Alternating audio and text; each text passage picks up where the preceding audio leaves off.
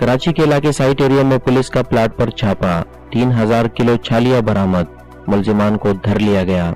मुलजिमान से मसूल का सामान और सुजुकी भी कब्जे में ले ली गई।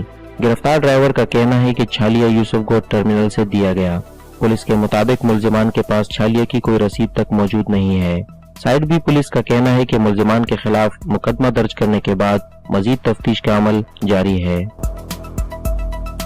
क्या नाम है आपका? आबिद। वल्दियत क्या? बाप का नाम? गुल मोहम्मद। आप क्या काम करते हो? गाड़ी चलाती हूँ। कौन सी गाड़ी? चालिया की। शादी की गाड़ी? सुजुकी? सुजुकी।